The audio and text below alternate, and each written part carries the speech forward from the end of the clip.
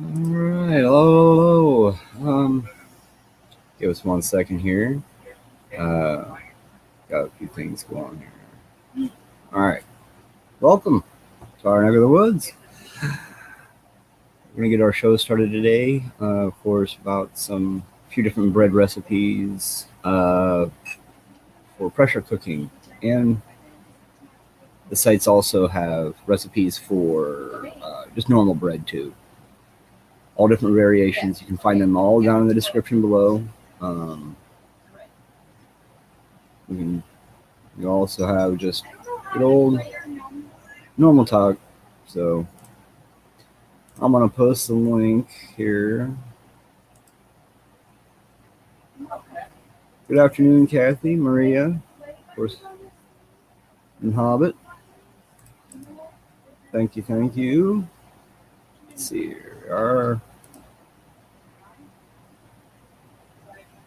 Now let's see.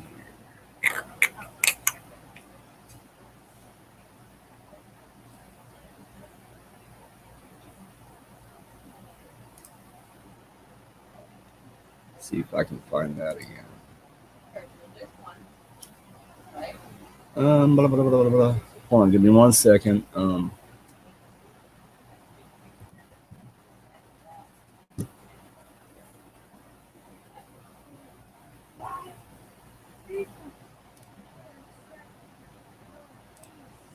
All right.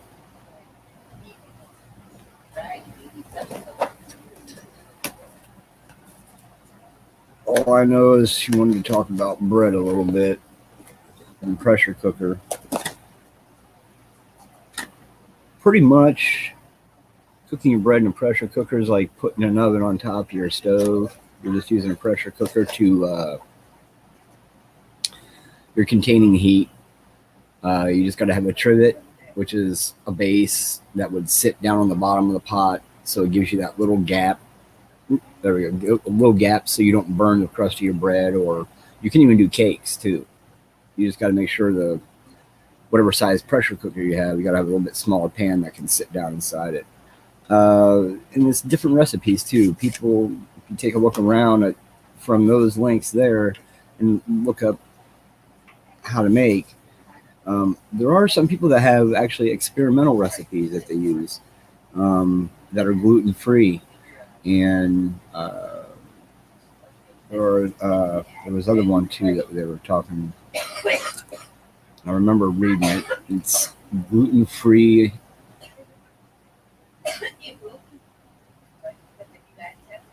It's a gluten free vegetable bread. Oh, it sounded really good. I just lost the link to that one.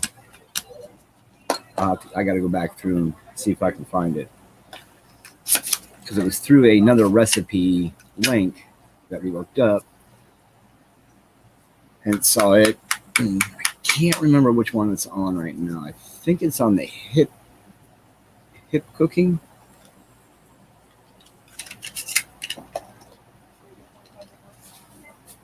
Appalachian, how you doing there, sir?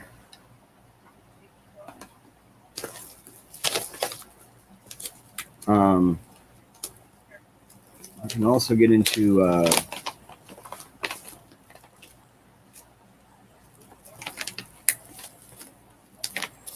campfire bread.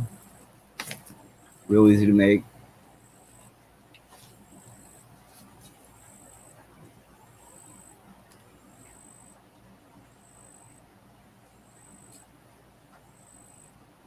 Give me 1 second here.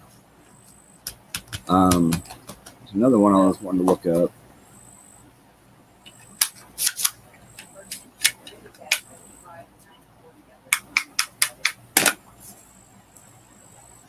Sorry for the noise there.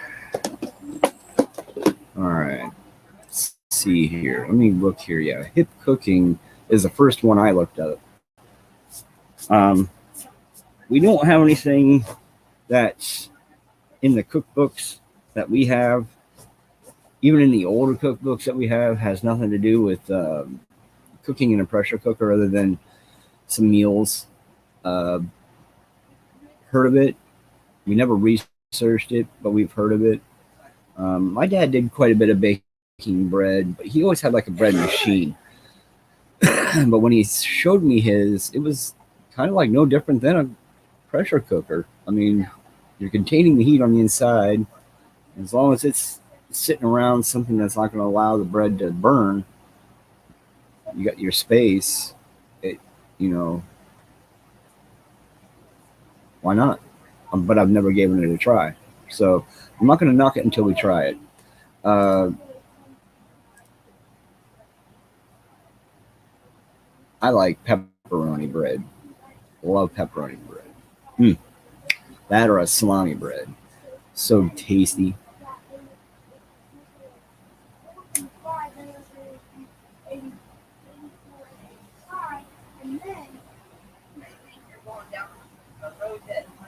Watching planes.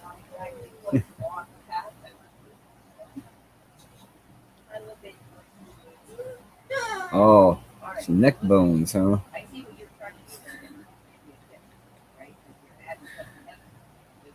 Well, that meat would fall off. Be real tender.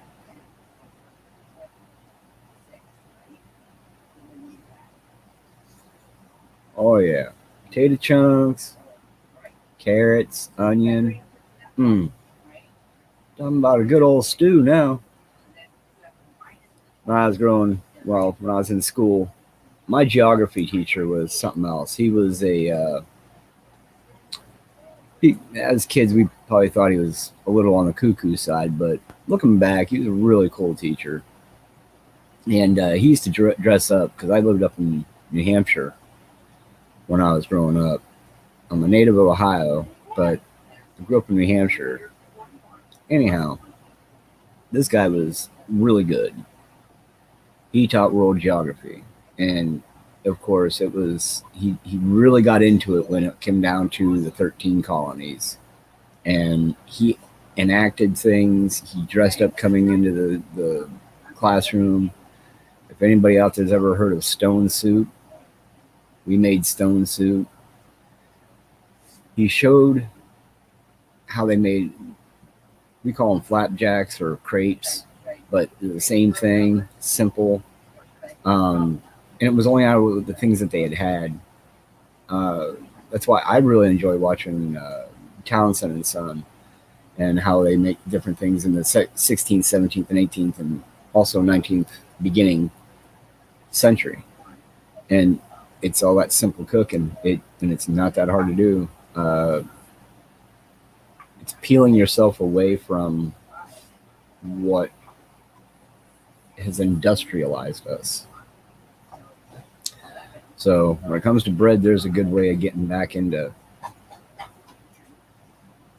feeling it. Making bread, cakes are cool, but bread's one of the heart of the home substances that you always have around, whether it be a hard bread or like a chili type of bread to a light bread. You know, it was always part of a meal. It's always used as part of something as a crust. It You had pie crust. I mean, you think about it, we've got flour in almost anything that we have. So going gluten free is not that hard to do. Even I think she's got some research on it, if I'm not mistaken, uh, about how it was processed before, way before the industrialization. The way they processed it then, it didn't have barely any gluten in it by the time we made bread with it. So what they do now is they've cut corners, made it a problem on certain people. It's just a buildup. I mean, it's not something we need anyhow. Just like cholesterol, we don't even need. We do need a little bit of good cholesterol to keep our cholesterol balanced, but there's a whole lot of stuff we don't need. And they have another. There's a bread recipe out there, and we're trying to locate it again. It's a certain name, and I can't remember it, but it was made way back when. It's supposed to be actually a very healthy bread, no glutens, and actually the ingredients that are in it are minerals, and it's a really good bread for you. And since bread goes in, of course, the carrier gets into your bloodstream really well, helps detox. It was really neat. It was really cool. I just can't remember what the name of it is. That's a good question. Because, like I said, when it was processed back in the early, on up all up until about the 1900s when about 1800s when industrial really became in. They started cutting corners because they didn't soak their wheat. They knew they could just go straight from wheat to the grinding wheel. Certain wheats you want to soak, and then you have to like clean in a sense. You let them soak, you let them drain, you soak them again, and then after that you let them dry, and then once they're dried, then you can grind them into a flour. So when gluten became a major problem, that is a really good question. I'm gonna find that out right now.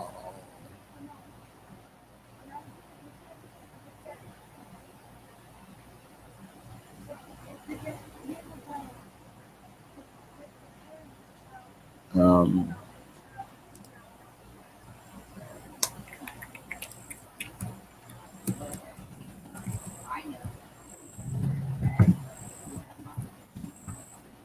gluten. All right, let's see here.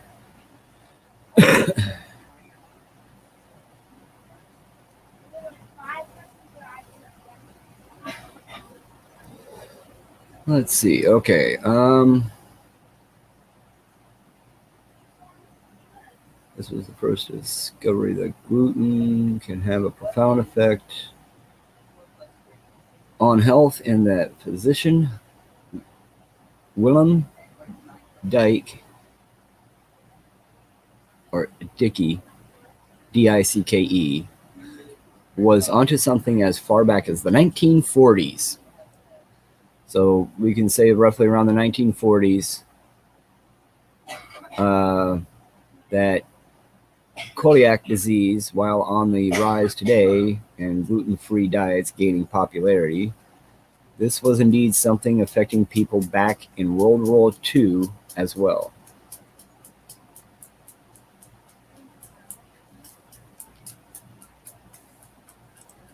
So, and that was just right there on Google. I could get we have, here, I'll post, if I can post. I don't know if I can post. You know what? Give me 1 second. Well, I don't know if I can do that either. Well, shoot. Yeah, I can. Hold on. 1 second. I just got to move the computer closer to me. All right, let's see here.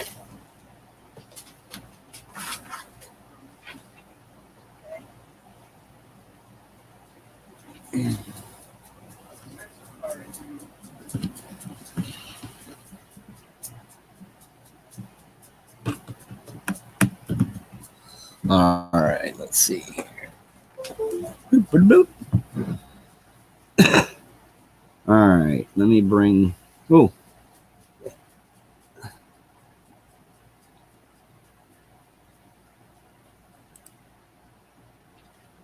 All right, I'm a little close here, but let me bring up. Let me bring StreamYard down here.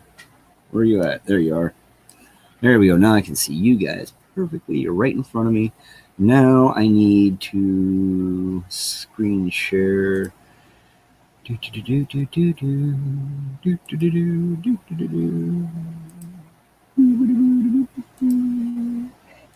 All right.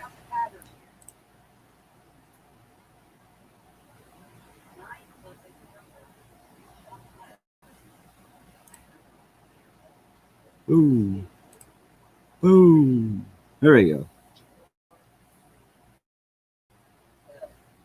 I'll blow that up.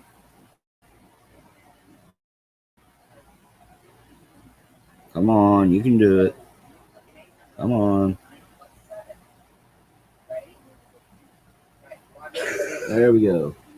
So this is where I found that part out with that gentleman. And then you got how celiac disease was discovered.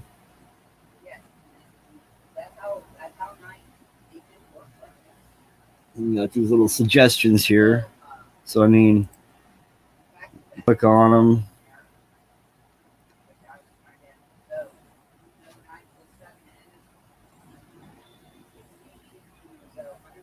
This is by a Greek doctor, Aratus. And see, I'd have to sit down and read so I can phase out different things that they try to push. I mean,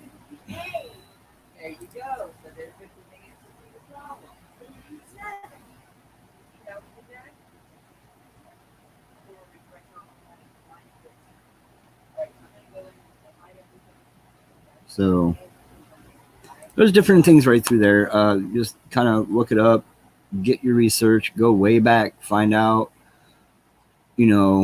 different things that they've got going on. Is gluten really inflammatory? Are we meant to eat wheat? There's all kinds of different things. It also goes upon your blood type, what you have to go through, what your body type is. Your blood type is a big difference. It's a major factor in the whole thing. And you want to know, you want to find out, because if you can get to the core source of the situation. Where am I at here? Hi, everyone. And then there we are. She's coming. Gotta wait for my screen to fall down. All right. And I can remove this now.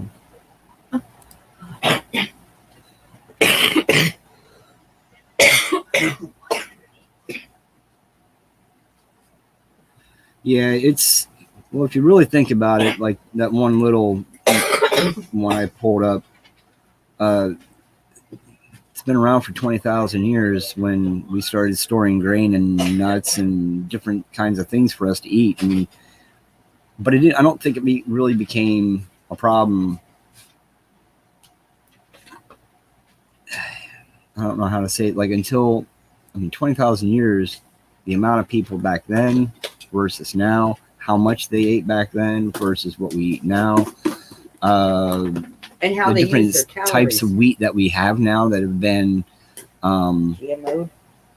We can go, GMO'd, and also just altered from another wheat plant to see if they can get a better hardiness out of it, or even like hardiness for the season, or if they can get a bigger yield out of it. If you really follow corn, you'd be really surprised that it's no more than the grass that grows in your front yard. They derived it from that to what it is there and back, and they found that grass is part of that whole family. Corn is really actually grass, it's a big plant, and you can eat the corn. Versus if you look at grass seed, it's tiny little seeds in a pod that's up and along the thing. If you really get in on a microscope, no different than like an ear of corn. It's really, it's just what it is. Just and they've got history on all that. That's all part of the they call it botany, getting into being a botanist. That's a field in its own. That's a life career. I mean, to become a botanist is something else, because being a botanist around your area is one thing, but being a botanist from around, knowing everything from around the world, a global botanist, it just, the amount of information, taking just several plants that they come over from somewhere else, add them to several plants that we have over here, and can make something that's very beneficial for the human. And it's not even allowable per se by Just popping in, you guys. Pulling that one out real quick. What they allow and don't allow for us to know about. But you just go with it with discernment and take that information, learn it. Oop, come forward there.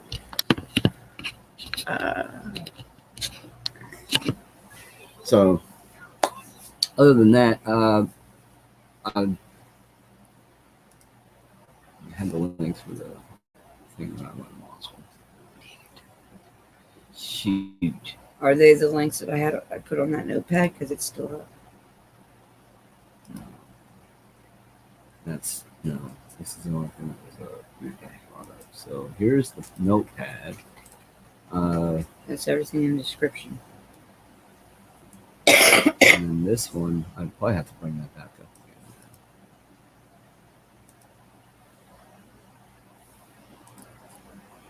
Give me a second here. And we did gather together some helpful links for you guys. They are in the description today. So if you guys look in the description box, you'll find a ton of, well, not a ton, but good places to start, okay?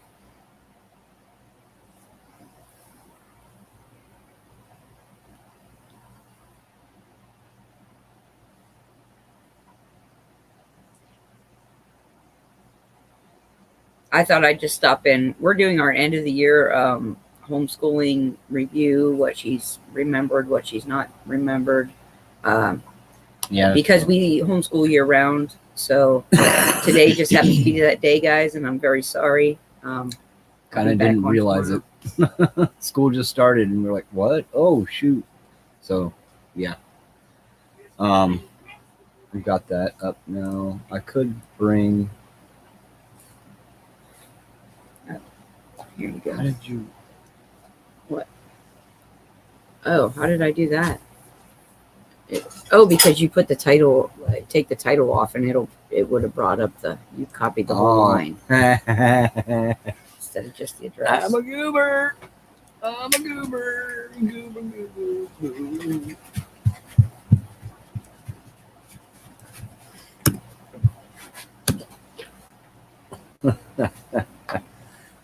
Oh, that's good. That's good. All right. Yep. I'll just have to bring this back up here again. I gotta plug it in.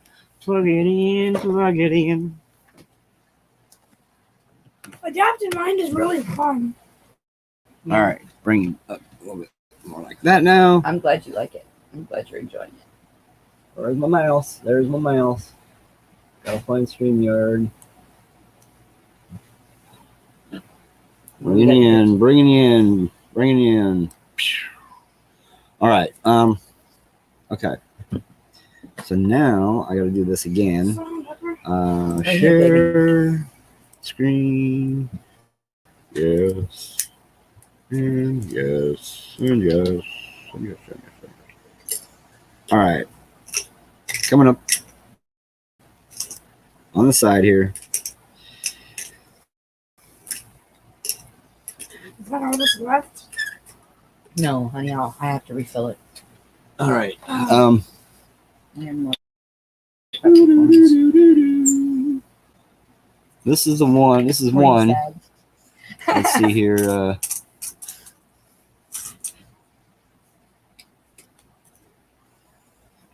There's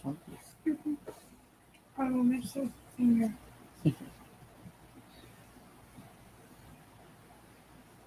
Thank you.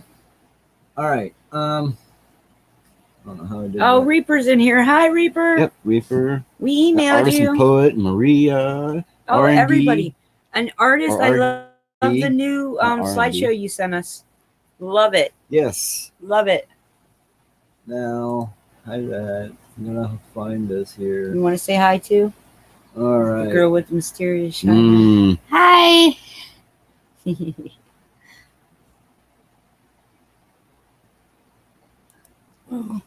Whoa. All right. I'm gonna go to full screen here. They can still see us, but Well, no, they can't because I'm on full screen now. Okay. You guys can see that. No, not SpongeBob and What's his name? what's his name? The bread on the left. Doesn't that look just There's that, and then there's a recipe. That there was for the Southern Patriots Association by request. He better be getting it. I don't know if he'll be on tonight or today or not.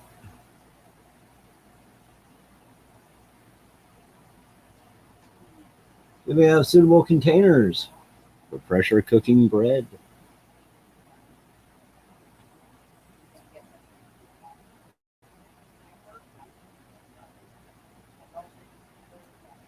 So you can use any of these kind of things right here. Like I said, you just have to have that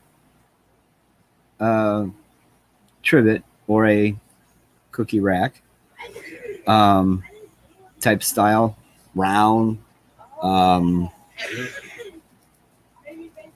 whatever size. Of course, it's going to be round because pressure cookers are round.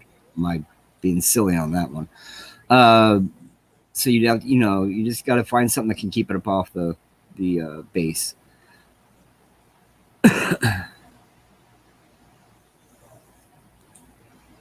Hey, Matt. Oh, no way.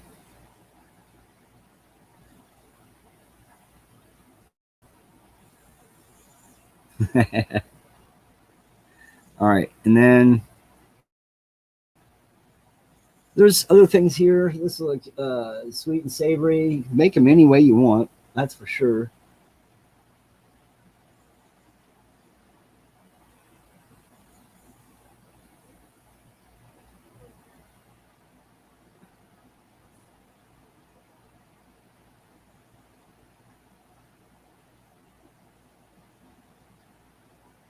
And this recipe here is a gluten-free recipe.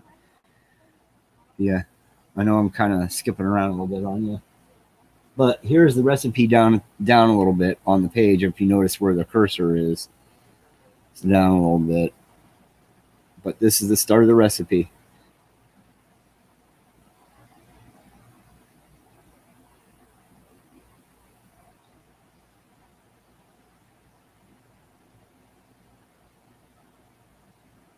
And this was done right on the stovetop.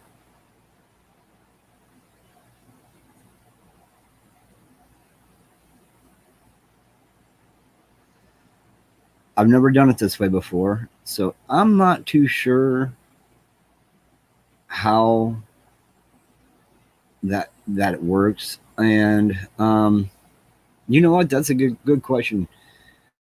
Actually, as a matter of fact, let me ask here.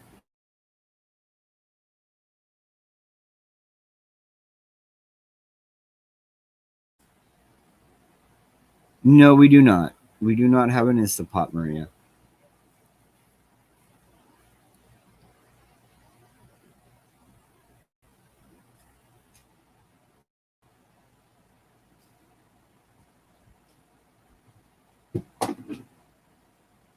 There you go, puppy.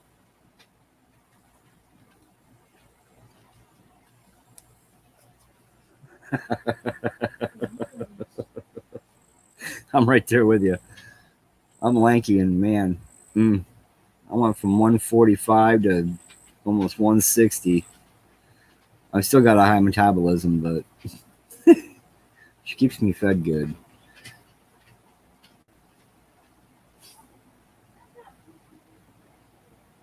Well, I'm not too sure how she did this on the stovetop. You got the dough in the can, and it looks like almost looks like a coffee pot pressure type of style. No, that's a pressure cooker. Looks like they put down like a colander, like one of them strainers. And look at that.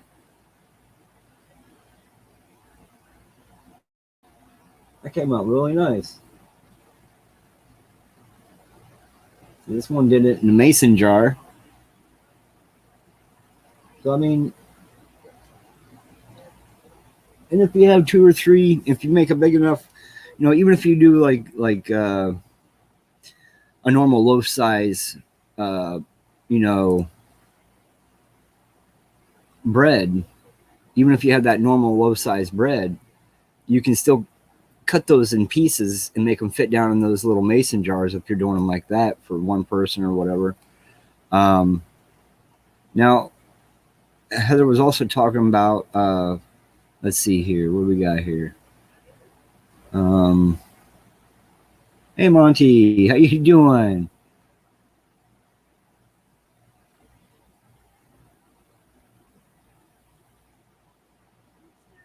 Yeah, uh, anytime we can, crock pot, roast, potatoes. I'll even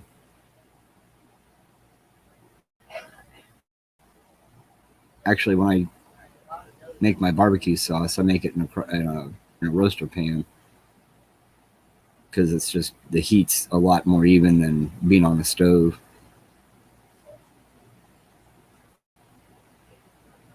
And I'm going to be doing that too. I'm going to be doing shows on my barbecue sauce and the things that I cook, and then Heather will be doing the things that she cooks because we do things completely different. I wouldn't know what she does when she cooks. We stay out of each other's way. We respect the rule of the kitchen. Mom's in the kitchen or dad's in the kitchen, you stay out. Unless you're in for a nibble or a snack or something.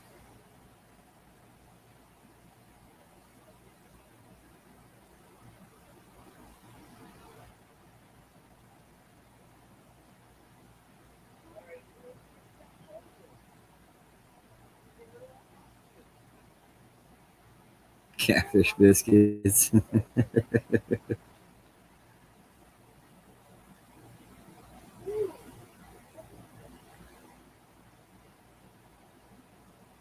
Cat head drop biscuits.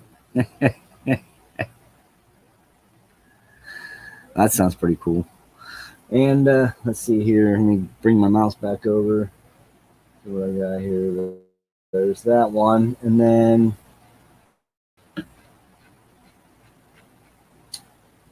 that one.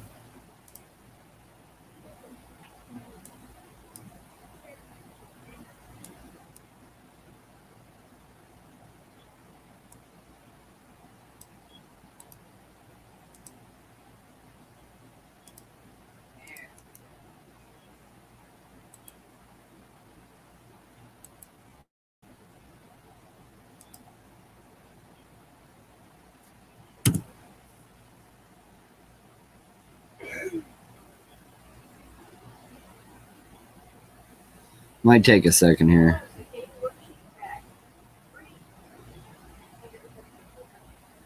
And this is another name they call it, instant pot bread. And it's not the pot that God created for us. It's the pot that man made. The metal pot. Unfortunately.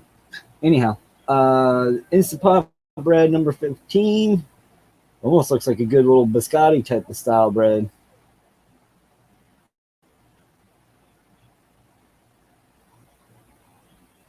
I'll give this thing a second to load. This is another bread that this one I'm kind of interested in. I like this kind of style bread right here. It's a little more. It's airy, but it's dense. They got that nice crust along it. Good for just slapping butter on top of that. Yes, we do use buttermilk in some of our breads, different breads.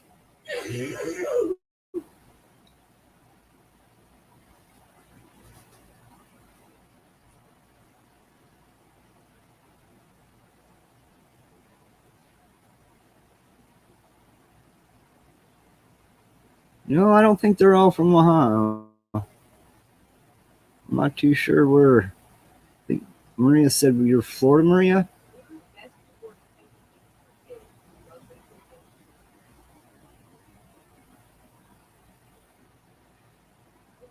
Yeah. Something to do with the buttermilk. Helps it. You don't need as much milk.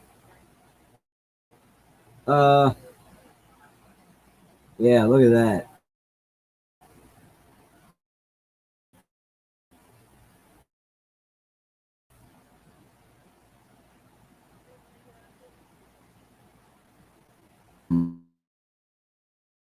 breads. Isn't that beautiful?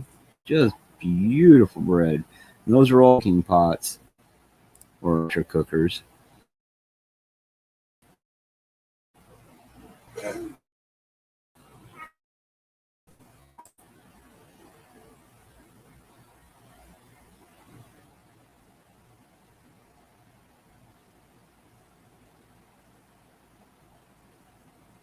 And like I said, all these links are in the description below.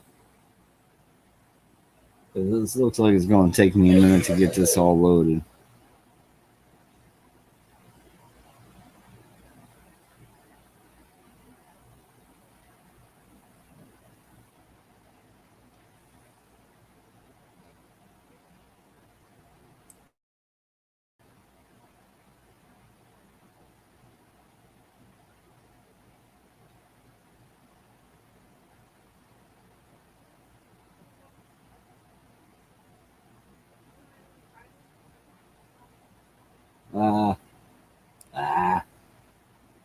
It's going to take a minute.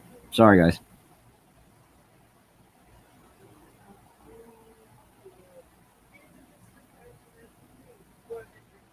I'm sorry, Matt.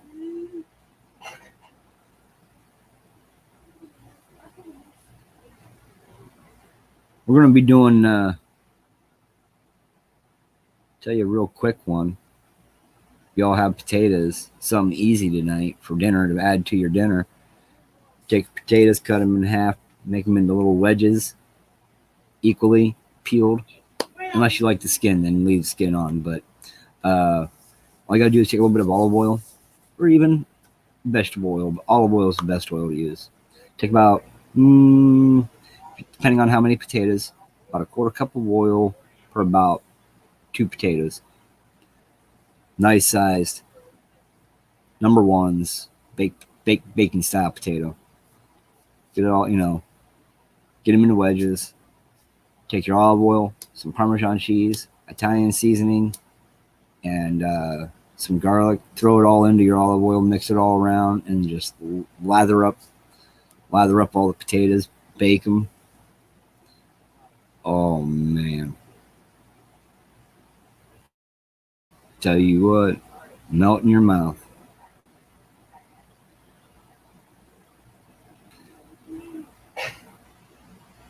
Yes, that does work too. We use the same thing. Actually, we do use Mrs. Dash though, but yeah, absolutely. It almost makes it like an everything bread. We've done that. It makes it taste really good. And then we sprinkle a little extra garlic granules from it's already minced up garlic and oil. We sprinkle a little bit more on top of that. We're just garlic. We love garlic. Hello there, Southern.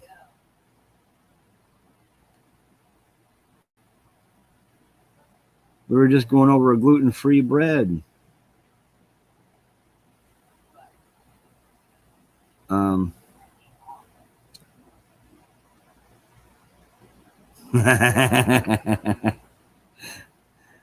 Getting hungry now. You want some stew and some bread and cornbread.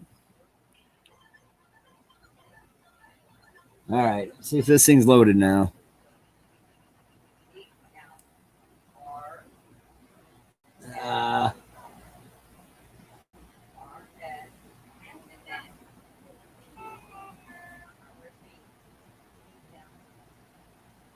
Yep.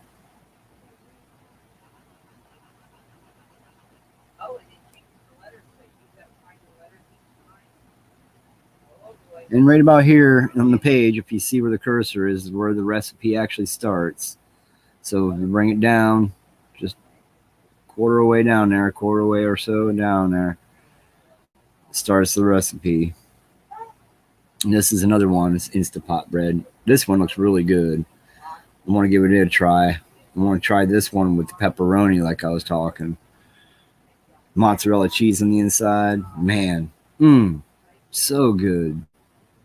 I call it pizza bread, but I don't. It's pepperoni, mozzarella, folded in the folds, cut into that. So good. Or salami with some provolone.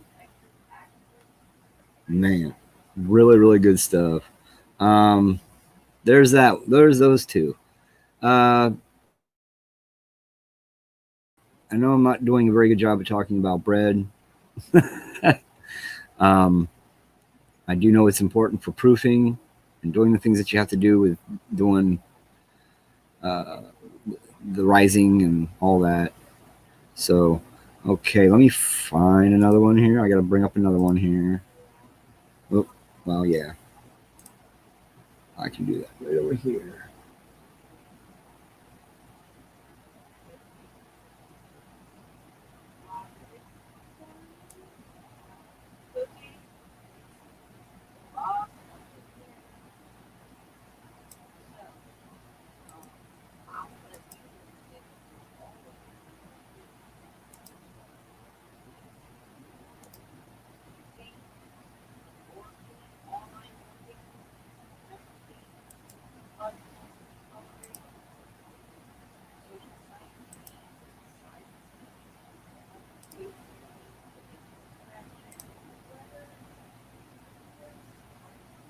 Oh, there's that one.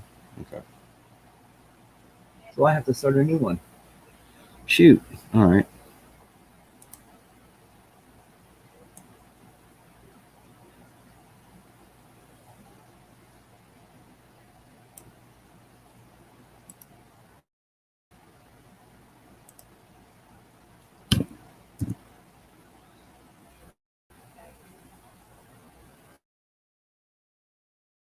And here's another one. This is Veggie Kit. Uh, this has got to do with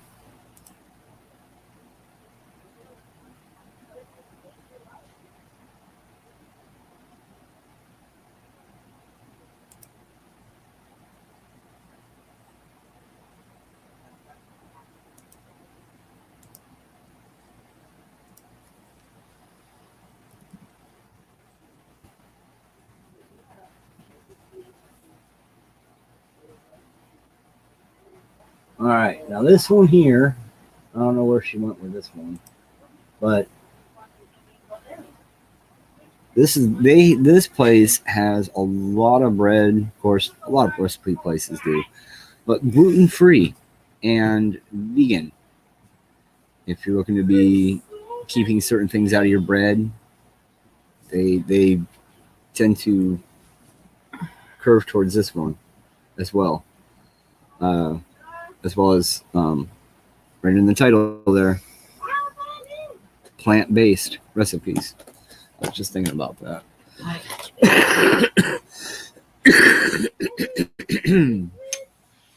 um,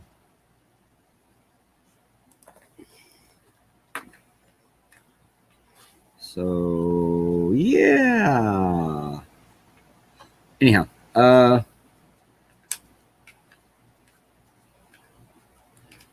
breads are your problem.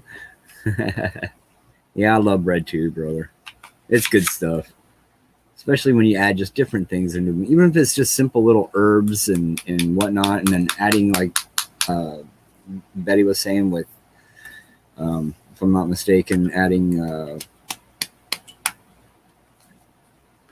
Mrs. Dash just to the top of it. Oh, I love Mrs. Oh Dash. man, Which you can make Look up your own Mrs. Dash recipe. you can make a very wholesome bread that way. I mean, it's make it whatever you want it towards, and that's what makes it really nice, I guess. I love the creativity when it's in the kitchen. I went through restaurant management and cooking in high school. He fed me well when we started dating. That's why I stayed.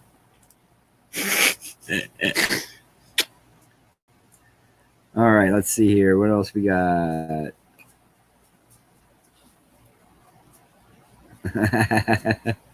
Funny. Yep.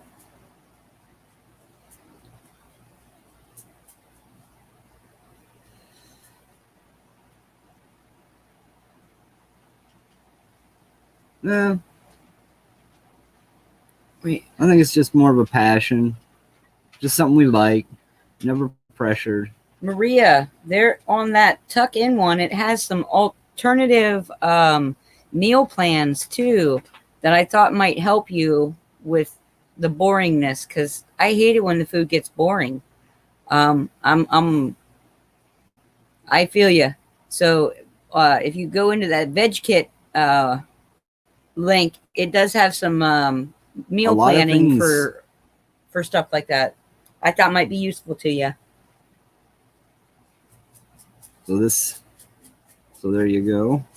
I thought this one was chosen for you. I knew somebody had something somewhere.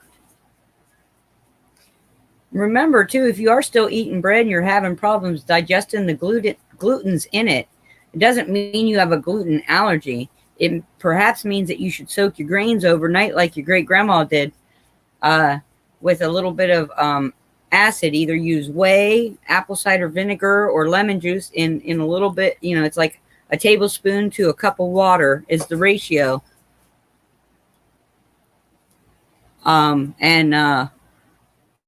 You know, you soak your grains, whether it be rice or oatmeal or flour, overnight, and it breaks down the glutens that are harder to digest, and then you bake with it or you know, create your meal with it. I'm telling you, our great grandparents knew more about this stuff than we ever thought about knowing, and they did it because that's how they were taught. But most of the time, they knew the health benefits of it too.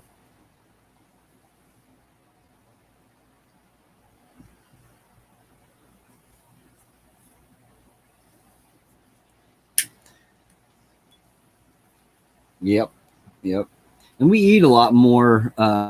As a matter of fact, Appalachian, we eat a lot more meat than we do vegetables and fruits, and we got to reverse that too. It's good to eat meat, but it's not as good as what Everything we're supposed to be. We're actually only supposed to eat about a pound of food a day. It's not very much, but we also don't have the quality. We don't have that. Yeah, we don't have the qualities around here either. Quality's been replaced by quantity.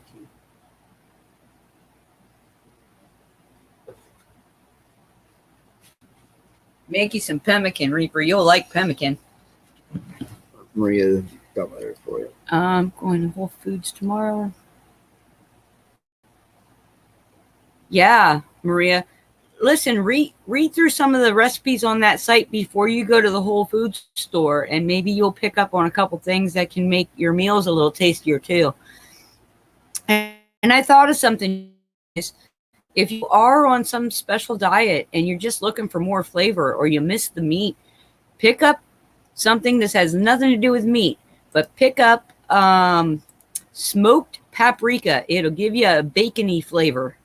Right? It adds a little bit of that smoke flavor, that bacony type of flavor to any dish, soups or salads or any of it. And it's not meat based. So, you know, totally allowed in your diet and can improve the flavor of a lot of things.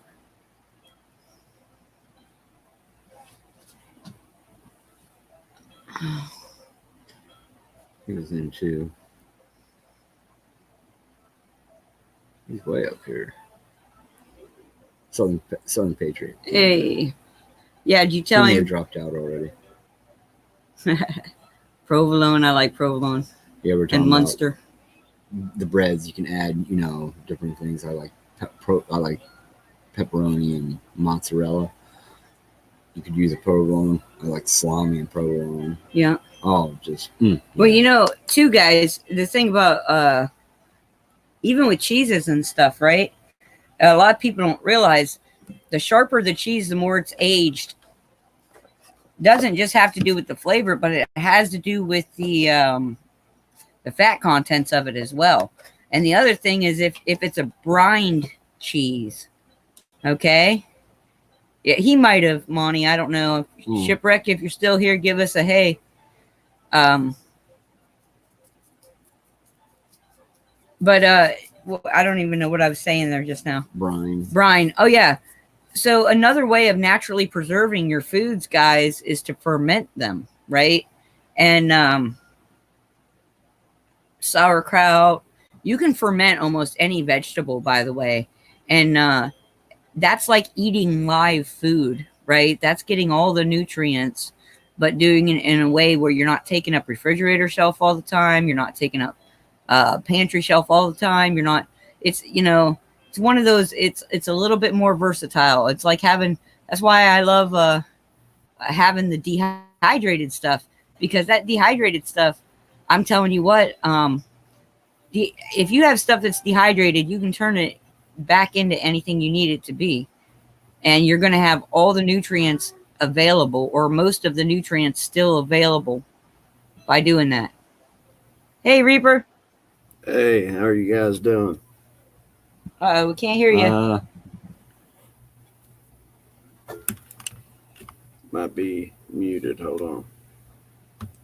Hold on a minute. Go ahead and try. You guys hear me now?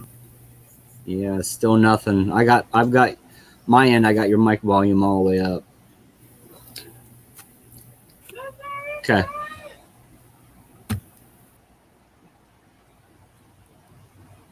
Yeah, we do. We have a dehydrator, and we also do solar dehydrating as well, which can be as simple as throwing your vegetables on an old screen and making sure it's up off the ground and covering it with a cheesecloth. You can do that and set it out in the sun and let the sun dry it naturally.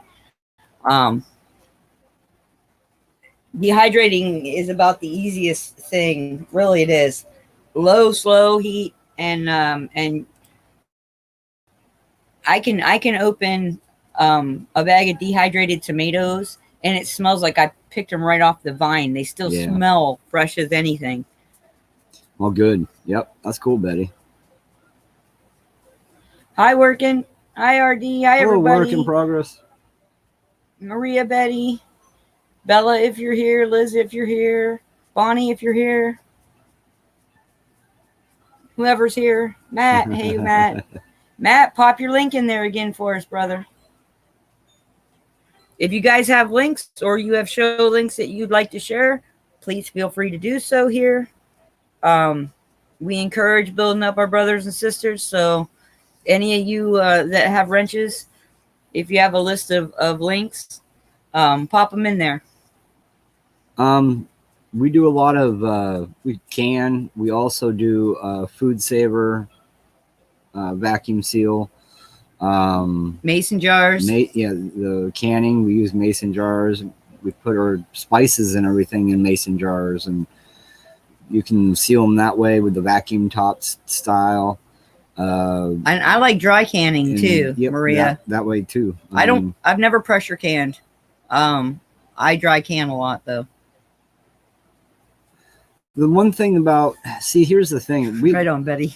For me, we've always lived out pretty much in the country all my life, except for when I became a teen, on my own and moved into the city, and then came back to the country. But we always, whenever we went to the store on Saturday, it was for, at that time, eggs, milk, bread, cheeses.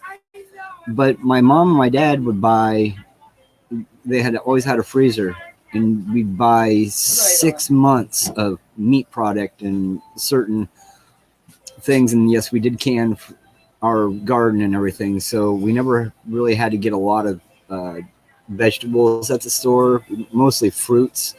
But we had our own jams, jellies, and preserves. What else did we do? My mom did a lot of baking, so we did that mostly at home. We didn't buy that at the store. So even though we went to the store once a week, we were only in town from approximately an hour, got a few things, got the mail, and went home. And then the rest of the time, we were at home all week long, except for when my stepdad, of course, liked his beer, so he'd stop at the store on the way home and pick his beer up and cigarettes. But we didn't go into town for anything unless we had to go in, to the hospital, or we had to go I hate going to town. you know, whatever it is. So once we got out here, I already knew all the things that my mom and my stepdad did, and knowing what my dad, my grandma, and everybody on my other side, it was just what it is. That's just kind of how we grew up. We weren't farmers, we weren't anything of this sort, but we preserved it. We always had stuff on hand. I didn't hunt at all. If I would have gotten into hunting, which my brother did, I didn't, because I lived, of course, with my stepdad and my mom, and my brother lived with my dad. So he got a little bit different, you know, raising than what I got. Both beneficial on both parts, and no matter which way you look at it.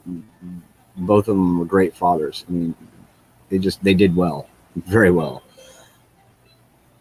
Can you guys hear me this time? Preserving and everything, we kind of both had anyhow, only because of our grandparents and our parents before they had split. My brother got to see a lot of it. So doing chickens at home, yes, it's a dirty job, but you had meat. We also had lamb. I don't know if my grandpa did hog or not. I think he did some hog, but not for very long. He used the wool for trading or whatever he did. I know he made money at that. Can you hear Reaper? Can we hear you? Can you guys hear me? Go ahead and say something, Reaper. I'm speaking. If you guys in chat can hear him and we can't, please let us know. Can you guys hear Reaper? They hear me. You can hear. Okay, you guys hear Reaper. We don't hear you, Reaper, so let us refresh real quick. We'll refresh real quick. It might be our end.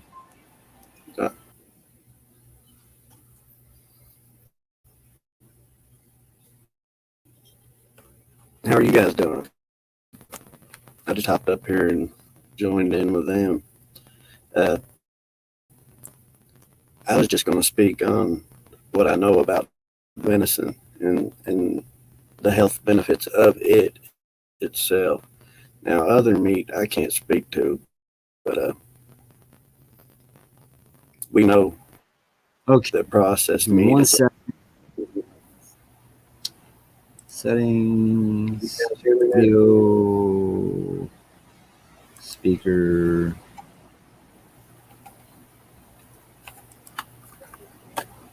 All right, now we can hear you. Sorry about that, man. Yeah, it was set to my Bluetooth. Welcome. It was dead. Hi. Sorry about that. I do apologize. I just figured I would ruin your show. Hey. You couldn't ruin it. Not even. We appreciate you coming on. Yeah, they set you. I can take the TV down. I don't need the TV. There's one thing you're right about, Jeff, is a lot of people think that that meat is necessary. It's not the meat necessarily; it's the protein. Yes. And a lot of times people get stuff confused with, like when I say meat, they think, buying stuff off the counter, which is completely different than processed deer or something. The taste, everything's different. And I'm looking at a chart right now in front of me, and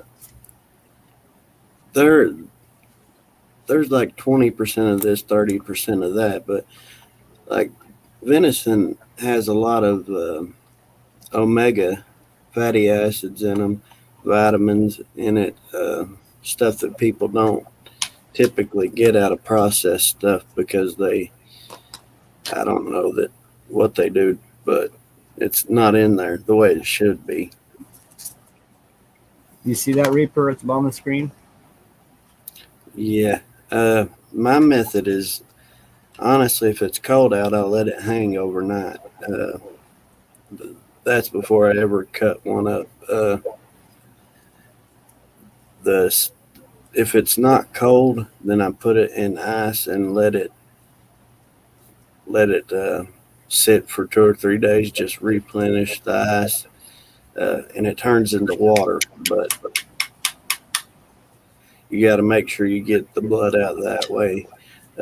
One thing a lot of people don't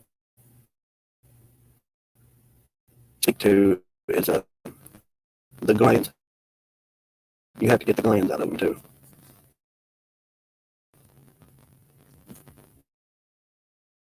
Not a lot of people say that. That's What's the that? hardest part, I would say. The Yeah. glands. Oh, There's the yeah. gland in the legs, in between the muscles. That is the nastiest tasting part of a deer, and that's why you get the gamey taste if you leave that in there too long. Like for instance, Uh, if I quarter a deer out, I want to get that out of there as soon as possible. right. So, another thing is when you cook any kind of game, if you cook it over low heat and you cook it slow for a couple hours, you know, um, that'll help a lot too, because it breaks down the fibers in the meat, and it's just like cooking a Sunday roast, right? The lower and the slower you cook it, the better it tastes. So a lot of times when we have something like that, we had gotten given like 5 pounds of deer meat the other day, or well, actually it's been a while now. It's been a couple months, but just given to us. So turn it into pemmican, we buy lard or tallow or whatever our local butcher does have available. And then we turn it into lard. We just cook it down and we'll turn it into lard, and then you've got a shelf stable product, and you can take that lard and use it with, if you're dehydrating your meats, or you're making, like we love pemmican. So we make pemmican with our stuff. It makes it portable. It makes the calories available, and the flavor is phenomenal. And you haven't added any salt. You haven't cured it. You haven't, you haven't overcooked it. And it's not going to spoil. Pemmican is got shelf life of decades. The size that we had was like those extra big Reese's cups. Yeah, That's the size of our pemmican pucks. About 2,000 calories per puck. Yep, 2,000 calories per puck. And you can feed a family with one puck and a couple of root vegetables. I don't mean to sound ignorant, but I am. What is pemmican? That's one thing I wanted to ask you. You spoke on it earlier, and I really don't know what you're talking about. All right, I'll tell you, Betty, you said you make jerky, so you're about halfway there. Yeah, she knows what pemmican is. She knows what pemmican is. All right, pretty much, it's jerky. The way you have to start out, no fat. You got to get as much fat out of it as you can. You use a nice lean red meat, so deer works really well. Deer, yeah. Buffalo, beef, but trim it. Get all the fat off of it, and then you take and you just slice it for like beef jerky, and real thin so it cures, so it dries quickly. And you let it sit and do its thing until it's like a jerky or even a little bit drier. Then you take that and if you have a food processor, just go until it's little slivers, like you find those little beef jerky in a can that from Jack Links or whatever. It's like doing snuff. Yeah, I think I know what you mean. Really fine like that. Which you could do that with a can on a baking sheet too. Right. You're grinding it. It doesn't have to be that fine. The finer the better, but that would depend on how you want it. Now I just get mine to where it's like little chunks, and then I'm done with it, and whatever's there's there.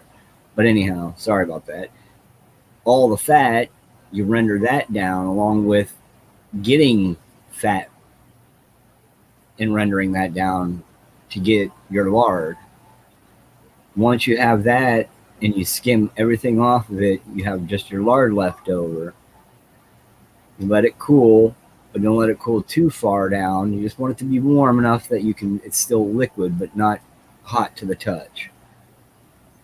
You get all your pemmican ready, get them all in the cups that you want, or however you're going to make it. You can just make it in a big cake tin if you want, like a 9 by 9 or 12 anything by you 9 got. or anything you want, however thick you're going to have it. Then you have to cover. I don't want to say the meat. You have to cover the meat up to the top of the meat with it. It won't float. The meat will stay down in the bottom. So as soon as you pour the liquid in, it'll just come up above it. And then that's as far as you got to go with it. You let it set. All that sets, and as you well know what lard does when it sets, it turns hard. Well, all that meat hardened in it. And then you cut it into squares, like little tiny bricks, squares. Yeah. Little tiny ones, about that thick. And it's enough for a whole meal for 4 people. You can one of them, potatoes, carrots, green beans, some onion, and you Toss have it all in a yourself pan and you're all good. into a pot. For 4 people, and you got yourself a meal. I want to say something real quick. So, pemmican is the original trail food that the explorers used when they explored the Wild West, and it was made a lot by the Native Americans, and that's how they would do their big buffalo harvest right at the end of the season. They would turn everything into meat and jerk, and they would eat well to start.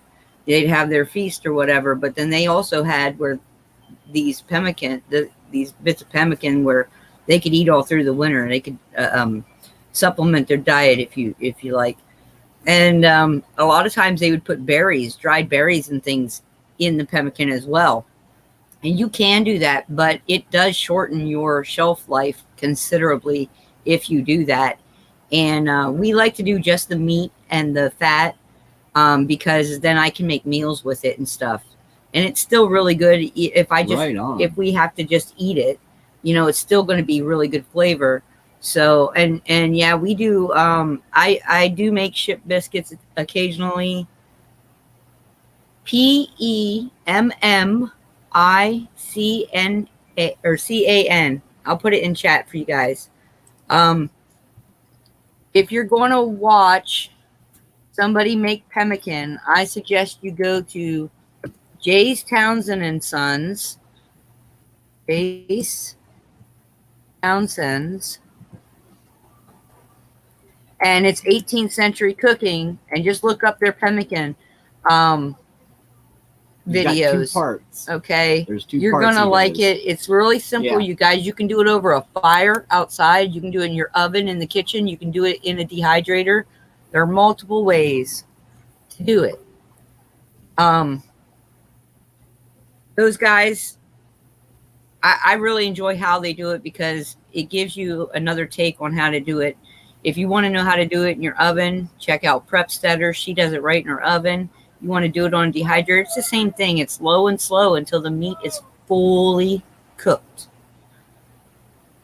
Yeah, I never heard of that before, but I'm definitely going to look into it. I got a gentleman at work when Heather was making it, and he could smell it. When I brought it in, I put it in the microwave, heated it up, and got it nice and hot. I'm about to play Minecraft. He looked over, he's like, man, what is that? It looks like, he's like, it looks like shit. I'm like, no. I said, it's pemmican with green beans and potatoes. And so before I even ate it, I poured him we had like a little cup, styrofoam cup, and I said, here you go, try this. I said, I didn't even add anything to it. So this is just what we made, plus the green beans and the potatoes, because he didn't like adding salt or pepper to his stuff. He likes just natural, and he loves deer. So he was really kind of interested once he tasted it. He's like, man, this is really beefy flavored, He's like, it's got a good flavor to it. I was like, well, it's all out of the beef. I said, it's, jerky style meat, but without the jerk. It's just, You're not using any dried salts meat to cure it. I said, and then I rendered down the fat, got all the fat cracklings out of it and everything. I said, and then you just pour that over top of the meat. And I said, the biggest part about it is it's part of prepping, but it's also part of just way of life. And if you need to cure to be able to keep your meat without it being in a freezer or freezer dry flavor, or burnt, not freezer dry, but like a freezer burnt flavor, you can go this route with it, and it's shelf stable up to 50 years. If you or put more. berries, it's less. And yeah, if you do put berries or anything else in it, yes, it does reduce the year by, I think, by 20 or 25 years. It reduces the shelf life. But if you're making it to go out on a hunting trip for a couple days and you just want to have something that you can eat and stay in the stand, you know what I mean? It's really a practical little thing to have, right? And you're going to have all your nutrients. You're going to have a mouthful of flavor, and you can have it right there in a cupcake holder. Kind of greasy, but really, and you need to get warm quick. It's like having a shot of whiskey. If you actually were to eat one of them and you were really cold and you had nothing else you could do right that moment, you can still eat one of those and boost your calories up immediately and get warm to get you where you might need to be able to stay warmer or get warm. And that's why I asked, because a lot of us hunters, I mean, we all do jerky, pretty much every one of us, because it's easy. We all know how to do it. And I just recently seen my nephew, well, my girlfriend's nephews, they started dry aging meat and stuff, and I'm interested in it, but I don't know much about it. I don't know much about any of that. The closest I've come to anything like that, like I said, is jerky. Yeah. Well, I mean, if you got jerky, just all pemmican is jerky without the aid of the salt and the other seasonings to break down. And it's just, you keep it over a low heat. However you want to do it, you can do it. It's fine. Like I said, Native Americans, they used to build just a little wooden stick platform up there and hang slice the meat real thin and hang it up there, and then the meat literally jerks without the use of the salt and stuff. So this also has a longer shelf life than beef jerky. Yeah, it would. You're not killing yourself with the salt content. Yeah. Yeah. You know what I mean? I like to see with him saying spam in RD there. That's the other thing. Spam is good. Don't get it wrong. You got it. That's a good thing to have. But that's the other side of it. This all meat, just the fat. So there's no salt, no pepper, there are no flavors in it other than the beef. And that's what really, that comes from your lard. And that just comes, from your lard and your meat itself. Yeah, and the meat itself. When you do go to bite into this, it's going to be very, just so you are aware, the best thing to do is make a meal out of it. But if you were to be cold, be aware of what you're eating, go ahead and try some. We did. That's what we did. I mean, we took off a chunk of it. I popped it in my mouth, like, oh, kind of greasy. But within 5 minutes, I was like, man. And I'm usually cold in my fingertips, and my wife as well, and we were getting warm on our fingertips. So it really Hi, Robert. put a lot more calories into the bloodstream, and we felt it right away. And we knew we were hooked from that point forward. So now we make it all the time whenever we can. I want to address Maria real quick, guys. She's asking about dehydrating. Now, it's really simple, Maria, to find a little bit of information. There are going to be some fruits and some vegetables that are going to require a little preparation for dehydration. Okay. Most of them you can just pop on a dehydrator tray and set your buttons and leave it alone until it's done. And that's fine. I actually try to, I always try to rotate my dehydrator trays so everything's getting dried evenly too. So keep that in mind. And you can set it on and leave it till it's done, but it does help if you help it. The other thing about dehydrated fruits and vegetables, right? You can eat your dehydrated fruits like candy, but your dehydrated vegetables have to be fully cooked. So they're really good for soups and stews and pies in the wintertime. We do a lot of like pot pie stuff in the wintertime. because you're basically just throwing everything together in a gravy and popping it in a pie crust. So, easy all in one thing. I don't know if you can buy pemmican. I'm sure there are places out there that sell it, that make it and sell it. But you're going to want to probably look for like mom and pop shops to find it. I really wanted to address that real quick. And I've never successfully done lettuce. Cabbage though, man, I'll tell you what, we dehydrated about 5 heads of cabbage that one year. Yep. And we love our cooked cabbage. Awesome. And all I had to do was rehydrate it in the pan and then toss a little bit of butter in the bottom of it, salt and pepper it, and fry it up like it was a side dish, and it was delicious. So it came right back. Cauliflower, yeah. So like certain things like cauliflower, you're going to need to use either citric acid or a little bit of lemon juice diluted with water to spray them down before you hydrate them. Some vegetables require blanching. That information is really easy to find. You can look up how to dehydrate fruits and vegetables, and it'll usually give you a list and tell you what process needs to happen, or if there even is one. All right, so I'm sorry, Reaper, go ahead.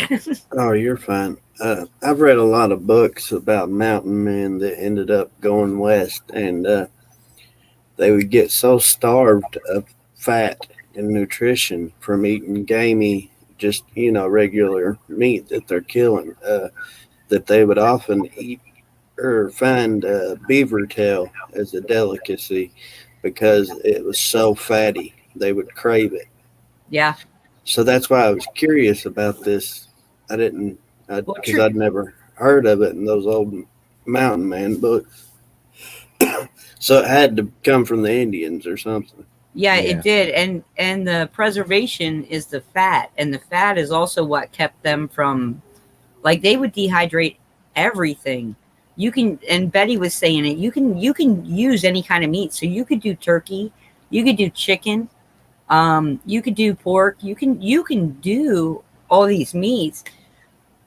The key is to get all the fat off them before you dry them out, because that's what'll spoil them. So you get them completely dried out, and then you add a rendered fat in, and it'll stop that. Like, you know how they talk about rabbit starvation. If you were trying to live on rabbit meat alone, it's so lean that you'll actually end up starving to death, because your body has to have certain fats, and your brain has to have certain fats. Yeah, that's what I was stating. The mountain men, that's why they like beaver so much, because there was fat in the tail. I mean, they were starving essentially, They didn't have the nutrients they needed. Yeah, exactly. Yeah, I can't live alone on all that.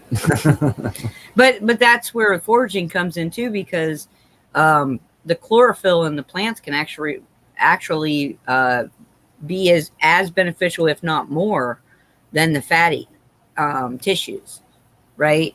The fats will help keep you warm and keep your blood flowing really well, but also so will the chlorophyll in some of those plants. And so, that's why when we talk about, when we were talking about hunting and fishing on Liberty Warrior the other day with you, and I kept saying, yeah, but you got to know the plants, right? Because if you're out there, it's great that you know how to hunt and stuff, but if you got to be able to supplement that diet too, because your body needs more than that one thing. Yeah, there are certain things too that people don't realize, like an acorn. A deer can eat an acorn, but we can't. That's poison to us. Unless it's prepared properly. Unless you prepare it right, you can use acorn. Well, I'm saying like they eat it raw. Right. No. Right. You can't eat it raw. Yeah, no. You'll kill yourself with that. There are parts of the pokeberry plant you can eat. They do make an acorn flour. So, I mean. Yeah, there's certain ways it can be prepared. Yeah. I'm stating simply grabbing stuff, though. Yeah. Like yeah. You got to be careful. Exactly. You're right. Yeah, you can't think you know what the plant is and how to use it, and then you're like, wait a minute, which part can I eat again? Oh, shoot. Was it like the roots that were toxic or the berries? I don't remember. There was it was a little like a mini series type of deal. It was about an hour long. It was about this kid that just he was in high school, got out of high school, went to college or high school, and then left from there to go. Yeah, he was going to wait to go to college. He ended up kayaking and boating down a river. Realized what he. I'm just going to sum it up real quick. Realized what he wanted to do in life after meeting several people along this journey, hundreds of people along this journey, walking and canoeing and just being him, then he decided he was going to go live up in Alaska and made his way up. Someone knew of an old bus way out in the middle of nowhere, and he made it up there, and he lived up there for about a year, and he didn't learn the plants. And just one day he was hungry, but he knew the plant, but he didn't know it well enough, and it looked like the plant he could eat, and he ended up killing himself, dehydrating because of this berry that he ate, a bunch of berries, which did something chemically in the body which stops producing certain liquids, and he dehydrated himself to death at a real young age. He was only like 23 years old when they I seen that years later, but yeah. I seen the movie on that. I don't know if you watched the documentary, but there's a documentary and a movie. I watched the movie part of it. Yeah.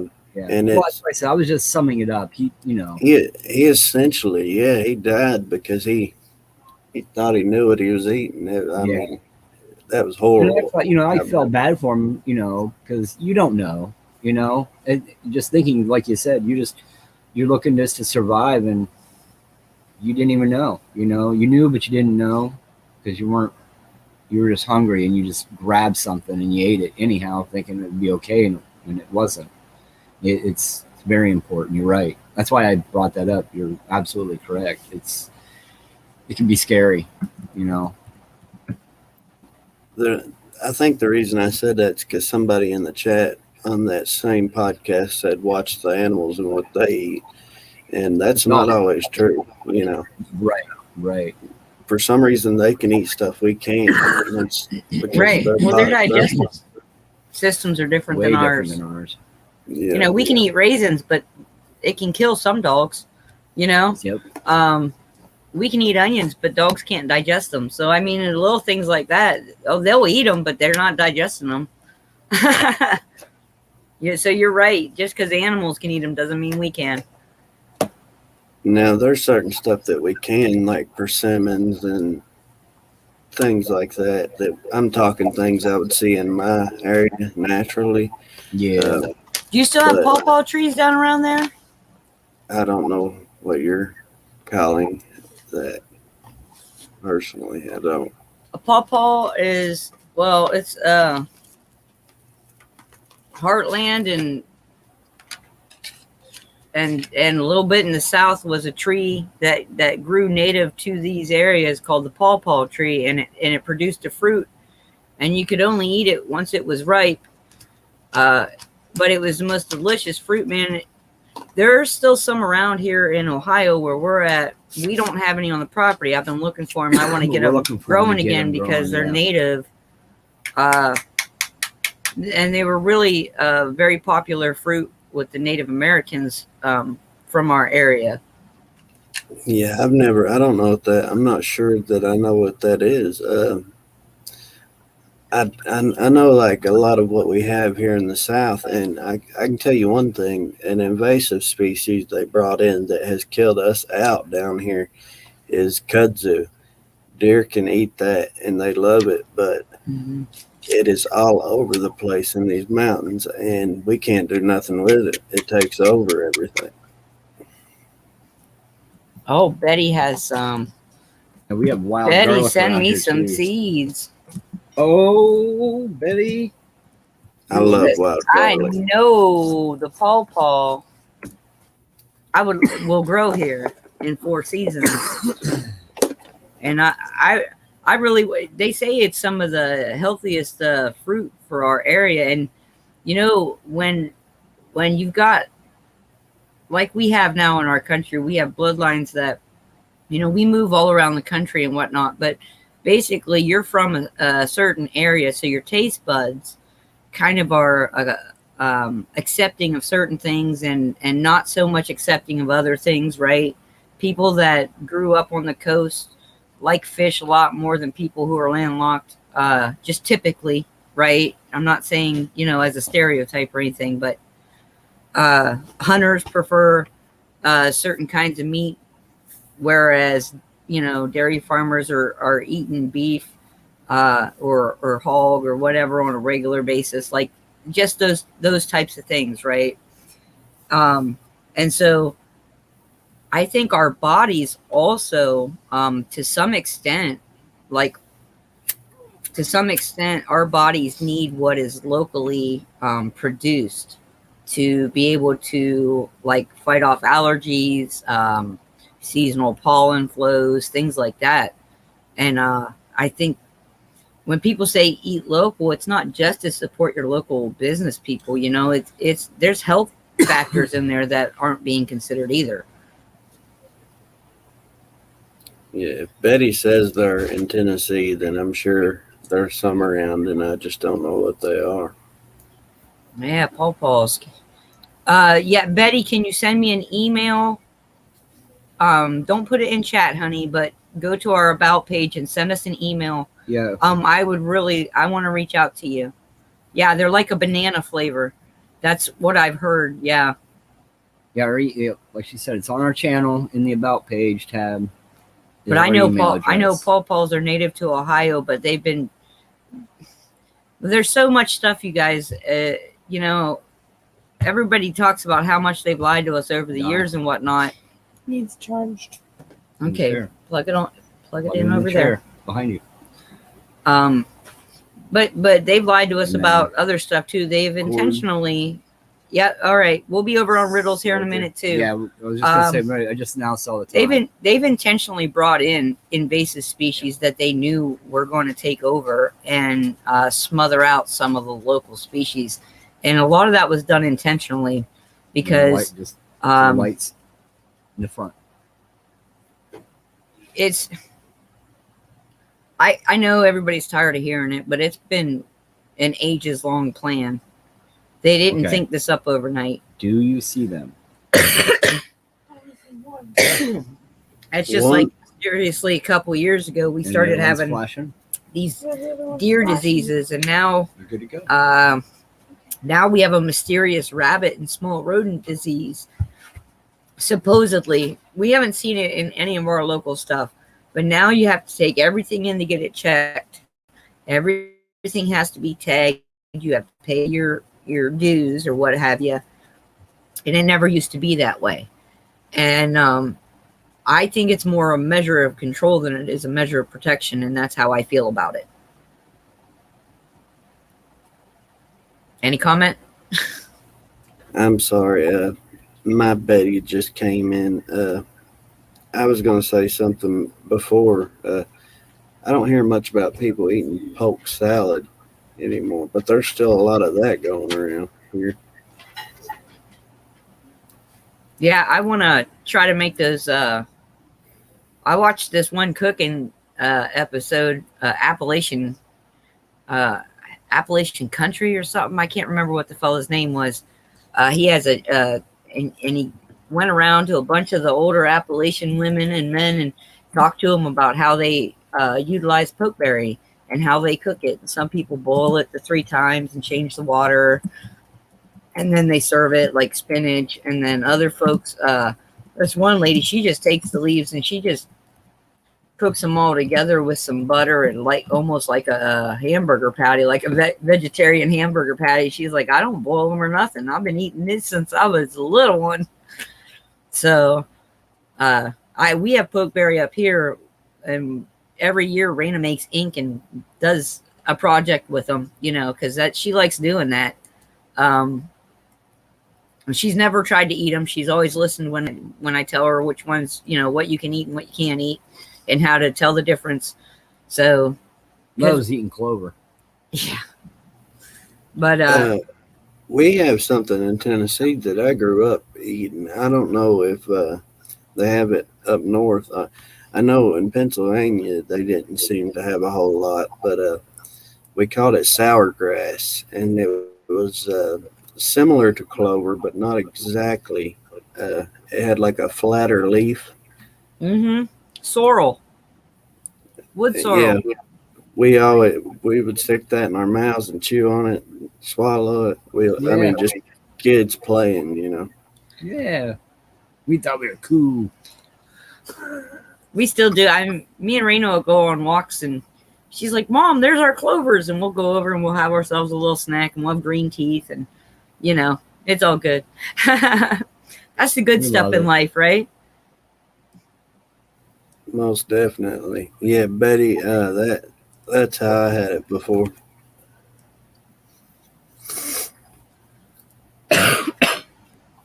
But yeah, I'm gonna hop off here, head over to Jeff's, I guess, and say hi to them. I gotta talk to my Betty because she just came home.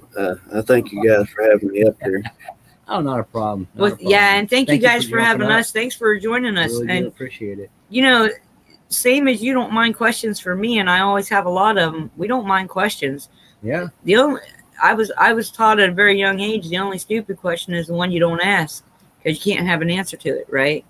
Yeah, So I'm definitely going to try this pemmican thing out.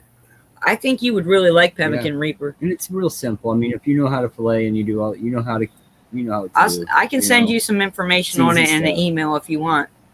Yeah, go ahead and do that. I think I emailed you guys earlier today. Well, I know I did. I emailed you earlier today asking if you were coming on live. I don't know if you got it or not. No, we're still having some email issues. We were running around with our daughter. Everything was school day today. So yeah, and for about the last week, we have been having some problems with our email too. Yeah. So I promise we'll get back to you. That's completely understandable. I was just checking to see if you guys are coming on because I made a promise and I wasn't gonna follow through on it. So bless your heart. Thank you. Appreciate it. All right, well, we love you all, and we're going to head on over to Jeff Riddle with you guys. So, love and light, and we will see you folks tomorrow. Yep. And real quick, Robert, you got huckleberry bushes. Oh, yeah. I might have to get a hold of you, too. Robert. Got to send us an email. You live in Northern, don't you? Uh-huh. Do you get snow up there? I bet you do. Do you have 4 seasons, Robert?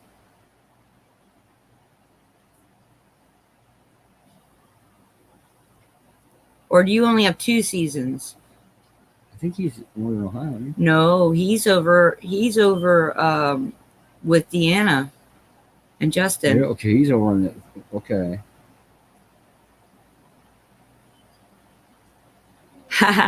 Well, we're interested in 2 seasons. Okay. You have 2 seasons?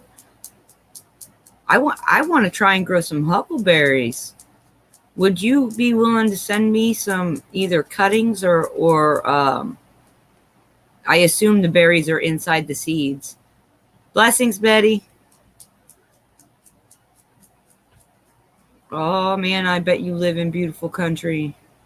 Well, I know your house is gorgeous. Would you be yeah, oh yeah. Would you be interested in sending me some huckleberry seeds or huckleberry berries or something? Oh, awesome. Our email's on our about page. If you wouldn't mind sending us an email, and I'll give you my we'll reach out and we'll get in touch.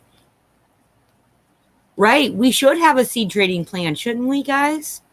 Why not? Let's do this. Sure. Let's do this. Heck yeah. Betty's got pawpaw. Mm-hmm. Pawpaw. I can't wait. I'm so excited, you guys. All right, we got to go. We're going to see you guys over on Jeff Riddle. Yeah, we love you. See you guys later. Thanks for joining.